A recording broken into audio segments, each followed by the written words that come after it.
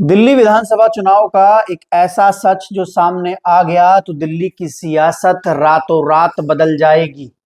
दिल्ली में मतदान से पहले बड़ा खेला हो जाएगा, लेकिन ये सच कोई सामने नहीं लाएगा। इसको सामने लाने की हिम्मत किसी में नहीं है। बात क्योंकि कड़वी है, अब कड़वी है तो हम कहेंगे। कईयों को चुभ सकती है, कईयों को परेशानी हो सकती है, लेकिन हमारा काम खबर दिखाना है, खबर छुपाना नहीं है। नमस्कार, मेरा नाम है गौरव पाल और आपका स्वागत है हमारे इस वीडियो में। आप सभी लोग जानते हैं कि दिल्ली में अरविंद केजरीवाल 2 बार से सरकार चला रहे हैं और अरविंद केजरीवाल की सरकार आने में पहली बार 67 और फिर 62 सीटें जीतने में एक बड़ा हाथ दिल्ली के दलित वोटर का रहा है। दिल्ली का 17% दलित वोटर अरविंद केजरीवाल को एक मुश्त वोट करता है, फिर चाहे उनकी टंकियों में पानी आए या ना आए, उनके गलियों में सफाई हो या ना हो, उनके बच्चों को स्कूल मिले या ना मिले, उनके बुजुर्ग को दवाई मिले या ना मिले, लेकिन वो अरविंद केजरीवाल को वोट करता है। 12 रिजर्व सीट जो दिल्ली में शेड्यूल कास्ट के लिए हैं, उन पर लगातार अरविंद केजरीवाल कब्जा किए हुए हैं। 2020 में भी अरविंद केजरीवाल ने 12 की 12 रिजर्व सीटें दिल्ली में जीती थी। उसके पीछे अरविंद केजरीवाल अपना नारा देते हैं, अपने आप को दलित समाज के बीच का बताते हैं, झाड़ू निशान लेते हैं, लेकिन अरविंद केजरीवाल झाड़ू तो वाल्मीकि समाज और दलित समाज के हाथ में थमा देते हैं और खुद उनसे सत्ता की चाबी ले लेते हैं, लेकिन उनको देते क्या हैं, इस बात का खुलासा आज होगा। दिल्ली में पिछले 5 साल में सबसे ज्यादा मौतें शिविर में दम घुटने से हुई है। ये किस जाति के लोग हैं, ये मुझे बताने की जरूरत नहीं है, सभी लोग जानते हैं। देश की राजधानी दिल्ली में साफ सफाई करने के लिए प्रॉपर इक्विपमेंट्स तक मौजूद नहीं है। जी हां, लेकिन आज हम बात करेंगे कि किस पार्टी ने कितने लोगों को कितने टिकट दिए। तो सबसे पहले बात करते हैं अरविंद केजरीवाल की। अरविंद केजरीवाल की पार्टी आम आदमी पार्टी ने दिल्ली में अपर कास्ट लोगों को, जिससे खुद अरविंद केजरीवाल आते हैं और कहते हैं मैं बड़िए का बेटा हूं, हिसाब किताब जानता हूं, तो अपर कास्ट को अरविंद केजरीवाल ने 48% टिकट जो है वो दिल्ली में दिए हैं। 48%। साफ दिखता है अरविंद केजरीवाल का सवर्ण प्रेम। उसके बाद ओबीसी की बात की जाए तो ओबीसी को अरविंद केजरीवाल ने 25% टिकट दिए हैं।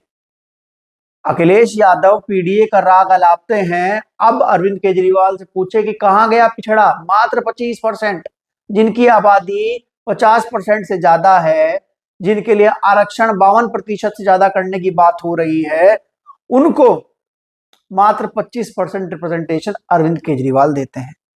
बात करते हैं दलितों की, तो दलितों को सिर्फ अरविंद केजरीवाल रिजर्व सीट पर चुनाव लड़ाते हैं।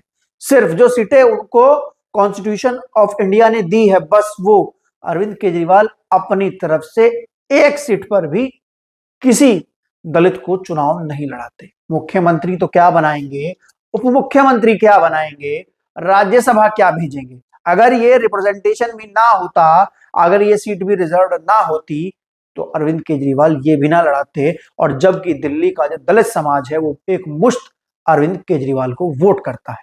अब यहां पर अखिलेश यादव जवाब दे कि कहां गया है उनका पीडीए, कहां गया पिछड़ा दलित अल्पसंख्यक या अगड़ा। हाँ, अगड़ा हो सकता है। 48% अगड़ों को टिकट दिया अरविंद केजरीवाल ने। सौरभ भारद्वाज, आतिशी सिंह, सत्येंद्र जैन, मनीष सिसोदिया, अवध ओझा, खुद न जाने कितने ऐसे नाम हैं। लेकिन सवाल यही उठता है कि क्या अरविंद केजरीवाल पिछड़ों और दलितों को राजनीति के लायक नहीं समझते हैं और मात्र मुट्ठी भर लोगों को, 15% लोगों को 50% रिप्रेजेंटेशन देते हैं। उसके बाद बात करते हैं बीजेपी की, भारतीय जनता पार्टी। भारतीय जनता पार्टी ने अपर कास्ट समाज को 45% टिकट दिए हैं। 45%।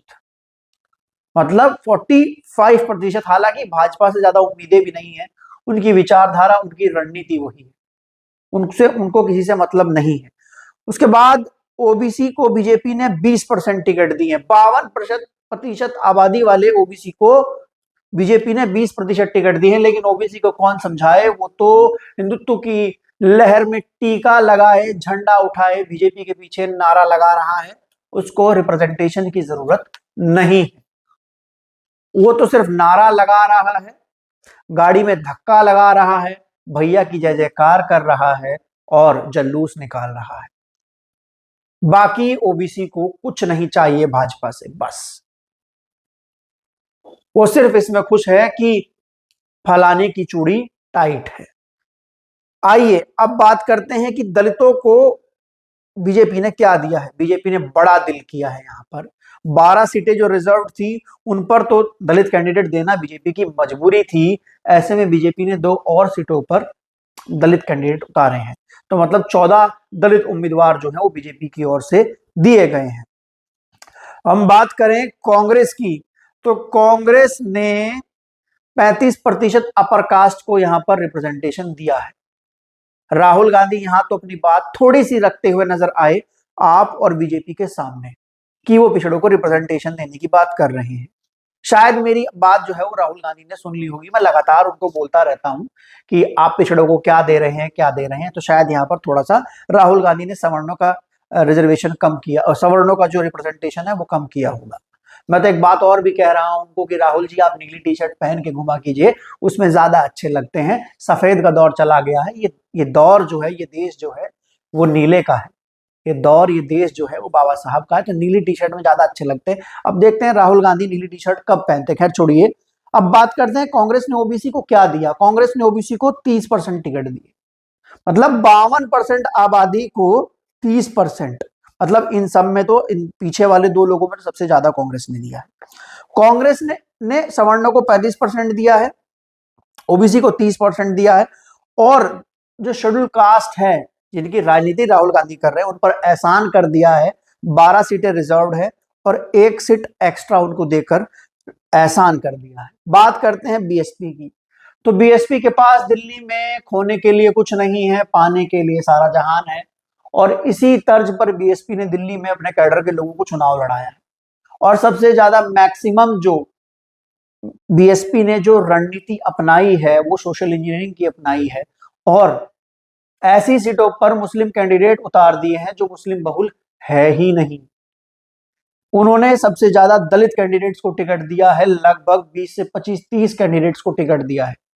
20 से 25 उन्होंने ओबीसी समाज के लोगों को टिकट दिया है।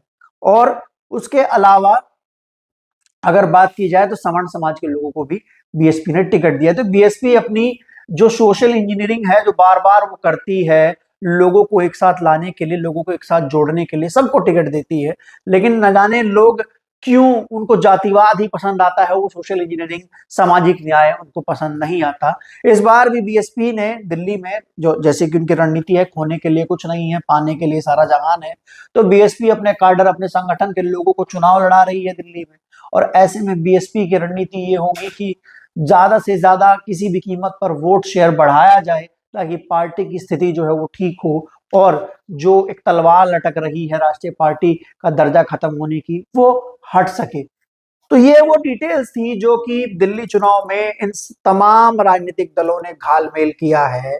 और अरविंद केजरीवाल, जिनको अखिलेश यादव ने समर्थन दिया है पीडीए के नाम पर, वो अब उस पीडीए को किस तरीके से तार तार कर रहे हैं। 48% सवर्णों को चुनाव लड़ाकर, 25% पिछड़ों को चुनाव लड़ाकर, और मात्र 12 रिजर्व सीट पर दलितों को चुनाव लड़ाकर, जबकि पूरा दलितों का वोट आम आदमी पार्टी डकार जाती है।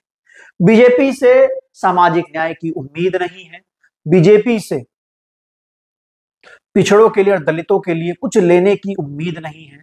उनको कहना ही क्या है, उनकी तो विचारधारा साफ है। बचती है बात कांग्रेस की, तो राहुल गांधी की कथनी और करनी में फर्क नजर आता है। मंचों से चिल्लाते हैं कि पिछड़े दलितों को क्या मिला, और पार्टी में ऐसा लगता है कि राहुल गांधी की नहीं चलती। अगर चलती होती तो कुछ ना कुछ पार्टी में पिछड़े दलितों को मिला होता। हालांकि आम आदमी पार्टी और बीजेपी के मुकाबले राहुल गांधी ने सवर्णों को थोड़ा सा कम दिया है। क्या अब तक कैंडिडेट ना हो, ये भी एक बड़ा वो हो सकता है, और या फिर राहुल गांधी ने मेरी बात मान ली हो। लेकिन मैं राहुल गांधी जी को एक बात बोलता हूँ, नीली टी शर्ट में ज्यादा अच्छे लगते हैं, नीली टी शर्ट पहना कीजिए। रही बात बीएसपी की, तो बीएसपी के पास खोने के लिए कुछ नहीं, पाने के लिए सारा जहान है। सामाजिक न्याय की लड़ाई है, सोशल इंजीनियरिंग के फॉर्मूले पर बीएसपी चुनाव लड़ रही है। अब देखना है कि इस खुलासे के बाद, ये जो मैंने काला चिट्ठा खोला है, उसके बाद दिल्ली की जनता क्या करती है। अब भी मुफ्त की रेवड़ियों पर वोट करती है, या फिर अपनी हकदारी भागीदारी को समझकर कुछ परिवर्तन करती है। तब तक के लिए चलते हैं, फिर मिलेंगे दूसरे वीडियो में। धन्यवाद, नमस्कार।